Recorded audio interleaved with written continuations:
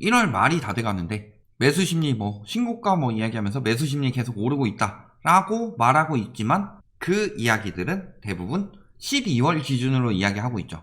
왜 1월 이야기를 안 하고 자꾸 12월 기준을 이야기하느냐. 그 다음에 얼마 전에 분석했던 노원구나 성동구 이런 거 작년 1년치 혹은 작년 12월까지 3년치 이런 걸로 자꾸 이야기 나오고 있다는 건 엄청 많이 올랐다라고 하지만 현재 상황을 반영하지 않는다는 건 현재 상황이 지금 좋지 않다는 뜻이죠. 언론에서는 집값이 뜨기를 바란다.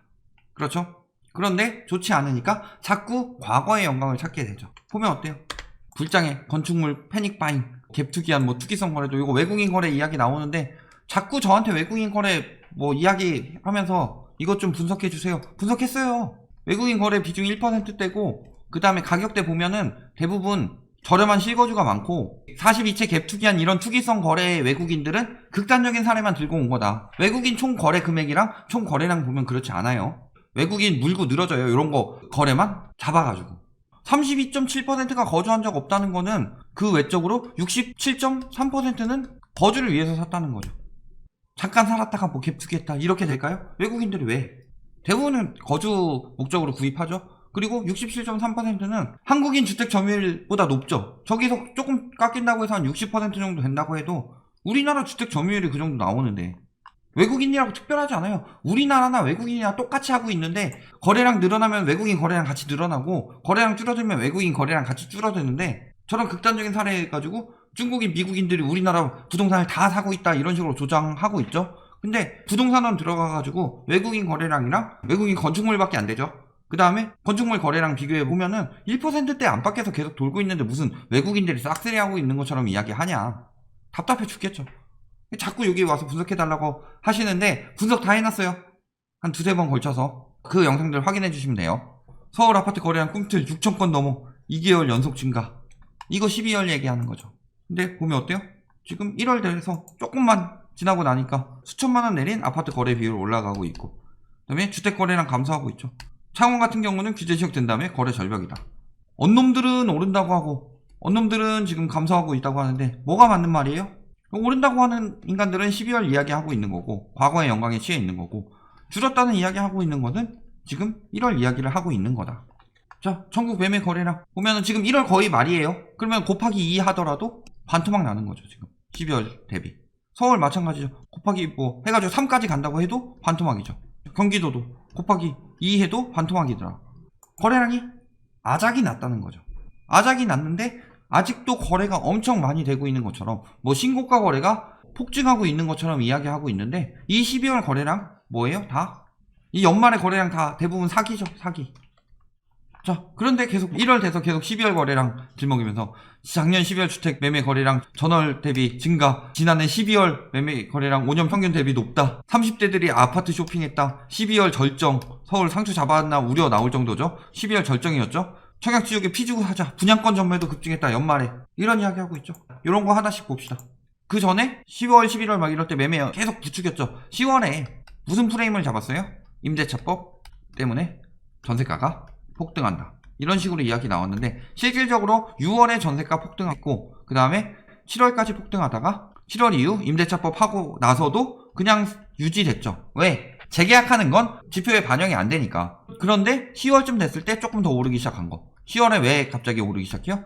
8월, 9월, 10월까지 계속 전세가 폭등한다고 난리치니까 10월부터 더 많이 오른 거죠. 그러니까 이것은 전세 대란이 아니라 전세 대란을 만들었죠. 전세 대란 효과를 만들었죠. 그러면서 10월부터 부추기기 시작하니까 10월부터 거래량 증가하죠. 근데 문제는 뭐예요? 9월부터 금리 오르고 있었는데 10월부터 거래량이 증가하는 게 말이 돼요 사실상? 그러니까 패닉바잉 20대 30대 산다 20대들 막 유도해가지고 갭투기 싸게 하면 들어갈 수 있다 막 이런 식으로 유도해서 거래량 늘려놓고 여기에 연말까지 처분해야 되는 것들 명의 분산하면서 그것도 거래량으로 처리해놓고 이런 식으로 하면서 거래량을 급증했죠. 그런데 이제 1월 되니까 그 명의 분산하면서 이런 것들은 거래량 싹 사라지고 빼고 보니까 제대로 된 거래량이 나타났더라. 작살났더라. 이게 보이는 거죠. 지금 걸린 게 이 정도예요. 이상거래, 증여, 방조객이 등 탈세 혐의 하고 있고 법인 개인사업체 꼬불치고 꼬불쳐서 부동산 취득하고 다시 또 개인으로 넘기고 이런 식으로 하죠. 다 탈세죠. 거래 허위신고 자전거래 혹은 부동산 자체에서 계약 올렸다가 취소하더라도 그 데이터는 남아있죠. 이런 것들을 이용하더라. 자, 그러니까 이제 뭐라 그래요? 언제까지 기다리라고? 법인 매물을 영끌로 받는 30대. 제가요? 이 사진 너무 딱 어울리죠. 법인 매물을 영끌로 받았던 30대가. 자, 그런 사례들을 통계적으로 조사를 했냐라고 해서 보니까 뭐라 그래요? 자, 한국부동산원의 주택거래 현황이에요. 이 얘기부터가 아예 나는 거짓말을 하겠다라는 거죠. 법인이 매도한 주택은 5만 87건으로 전달에 비해 엄청나게 증가했다. 그리고 이 매도를 개인이 매수했다. 그리고 30대 거래 비중이 높으니까 30대가 받았다. 말이 안 되는 거죠. 일단은 법인 매도 주택 수가 전국 거래량에서 퍼센테이지가 엄청나게 많이 차지하는 것도 아니고 30대들이 받았다는 것도 아니죠. 그런데 법인 매물 30대들이 다 받았으니까 이제 떨어질 거 다 떨어졌다. 올해 법인 매물들 때문에 가격 떨어진다고 그랬지? 안 떨어져. 다 받아줬어. 이런 식으로 지금 프레임 몰고 가는 거죠. 그것도 못한 애들이 남아있는데, 저기 명의 분산도 못한 애들이 남아있어서 걔네들은 올해 매물로 나올 텐데 이런 프레임 잡는 거죠. 자, 보면 어때요? 전국 법인 거래 이상하지 않아요? 법인이 인기가 있었을 초창기부터, 예를 들어서 아파트 같은 경우 보면은 6월 6.17 터지기 전까지 매수가 많다가 터지고 나서 매도가 많은데, 전국 주택에 대한 법인 거래를 보면은 터지기 전부터 매도가 훨씬 많죠. 이게 이상하지 않아요? 굉장히 이상하죠. 이 법인 거래의 가장 큰 오점은 뭐냐? 법인에서 개인으로 넘기는 게 어떤 것들이 들어가요? 분양 전환. 아파트 같은 경우도 분양 전환이 들어가는데, 아파트 같은 경우 말고 예를 들어서 빌라 같은 경우 여러 채 짓는 법인들이 있죠. 빌라 법인이 분양하는 거, 말이 분양이지 이거 매매죠. 다 지어놓고 파는 거잖아요. 이거 법인 거래예요. 법인에서 개인으로 가는 거. 다가구, 다세대, 연립, 뭐 빌라 이런 것들. 그러니까 당연히 법인에서 개인으로 넘긴 게 엄청나게 많죠. 5만 건을 다 개인이 받아준 거예요. 그게 영끌수요들이. 그러니까 법인 거래 어떻게 책정하는지 지식이 개뿔도 없는 인간들이 기자랍시고 저런 기사를 내고 있다. 우리나라 기자 되기 참 쉽죠. 소설 잘 쓰면 됩니다. 제가 봤을 때는 소설에 엄청난 재능이 있어서 사람들의 감동을 느끼게 만들면 소설가가 되는 거고, 소설에 재능이 없는데 소설 쓰는데 취미가 있으면 기자가 되는 것 같아요. 저런 기사들을 보면 계속 잘 될까요? 지금 일단은 규제지역 엄청나게 많이 늘어났죠. 지금 현재 기준인데 실거주 가구가 사는 70%가 지금 현재 규제지역이다. 이렇게 된 상황이죠. 그랬을 때 어떤 제도들이 변경돼요? 종부세율이 최대 6%까지 오르는데 조정 대상 지역, 특히 다주택들.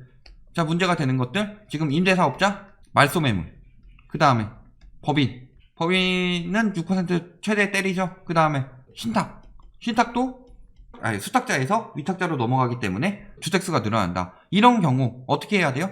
증여를 통해서 빠져나가는 방법도 있는데 증여세가 12%까지 올랐다. 자, 그렇다면은 증여세가 양도세보다 아낀다 라고 이야기하는데, 그런 매물들도 있고 증여세가 더 비싼 물건들도 있어요. 특히 법인에서 개인으로 넘기면은 이런 거 뭐 증여 안 되죠. 그러니까 뭐 하고 있는 거예요? 이거 다 편법으로 넘길 만큼 넘겼다. 예를 들어서 4주택인데 부모, 자녀 뭐 이렇게 있었을 때 4주택이면 하나씩 개인 해가지고 1주택으로 만들어도 되죠. 근데 내 식구인데 주택수가 7개예요. 그러면 이 얘네들은 이제 넘길 수도 없다. 이런 매물들이 하나 둘씩 급매물로 나오면서 가격 떨어뜨리는데, 모든 사람이 못 버텨서 모든 사람이 전방위로 떨어뜨리는 게 아니죠. 못 버티는 사람이 늘어나면서 급매물이 적체되면은 그때부터 하락세가 나오는 건데, 그렇죠? 그 다음에 분양권 전매 왜 이렇게 많았냐? 다 이런 식으로 편법거래 들어간 거죠. 왜? 세율이, 분양권이, 양도세율이 엄청나게 오르고, 또 두 번째는 뭐예요? 주택수 포함까지 되니까. 그러니까 아까 뭐 12월에 분양권 전매 피부쳐서 폭증, 내년 되면은 분양권 지금 주택수 포함되고 그 양도세 엄청 올라가서 그래서 급해질 거라는 거 뻔히 아는데 누가 그렇게 비싸게 사요? 아는 사람들이. 모르는 사람들이 샀거나 아니면은 떠넘기기죠. 명의 분산한 거잖아요. 이걸 가지고 거래량 폭증이라고 자꾸 쓰고 있으니 그런 부분에 대해서 자세히 취재해 볼 생각은 있어요? 예를 들어 가격이 떨어진 아파트가 나왔다. 그거 가면은 이거 취재해 본 결과 자세히 취재해 봐가지고 이상거래인 거 찾아내는데, 가격이 비정상적으로 올라간 거 누가 봐도 자전거래인 거는 취재를 안 하죠. 그러면서 신고가 경신 이런 식으로 올리고 있다. 자, 보면 어때요? 또 제도 변경되는 거. 양도세 10억 초과 구간 생겼죠? 이거 소득세 인상이에요. 이거는 양도소득세를 인상한 게 아니라 소득세 인상 구간을 만들었다. 그래서 10억 초과 소득에 대해서 3%포인트 올리는 소득세 구간 만들어줬죠. 빨리 팔아야 됐죠. 12월까지. 그러니까 나오고 있었던 거고. 또 보면 어때요? 장특공제 같은 경우는 거주기간 요건 추가되니까 그 전에 빨리 떠넘긴 거죠. 양도세 최대한 털어내고 뭐 자식이나 부인 이런 식으로 명의 분산한 거죠. 보면 어때요? 지금 올해 들어왔을 때 기준금리 동결해도 대출이자 계속 오르고 있습니다. 엄청나게 오르고 있죠. 전세대출도 쪼인 나예요. 그 전에 뭐예요? 신용대출 쪼이고 그 다음에 전세대출까지 쪼이고 있다. 자, LTV 뭐 9억 이하 완화해준다고 하는데 그거 혜택 받을 수 있는 사람 얼마나 있을까요? 은행에 돈이 없는데. 저금리 타령해가지고 GDP 대비 가계부채는 100%를 넘어갔고 그 다음에 예금은 줄고 대출은 늘었죠. 예금 하지 말고 뭐 하라고 그래요? 주식 사라고 하고 뭐 집 사라고 하고 그러면서 예금 줄고 대출 늘었죠. 지금 은행에 돈이 없어요. 그러니까 금리 인상 서두르고 있는 거죠. 대출금리 오르고 있고 그 다음에 기업대출 비율 맞춰야 되죠. 뭐 57% 맞춰야 된다, 51% 맞춰야 된다. 근데 작년에 늘어난 대출 중에서 50% 이상이 가계대출이다.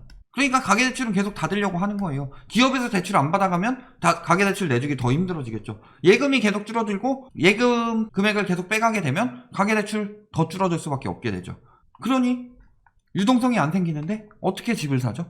거기다가 자전거래 12월에 자전거래 엄청 많이 나왔겠죠. 왜? 법인 오래되면은 법인 급해질 거 알고 임대사업자 말소매물 급해질 거 알고 신탁 급해질 거 아는데 우리가 왜 사야 돼? 라는 심리가 생기고 있는데 자전거래 해가지고 맨날 신고가 경신 하니까 기자들이 띄워주니까 아 지금이라도 사야 되겠구나 하고 낚이는 패닉바잉 수요들도 있더라.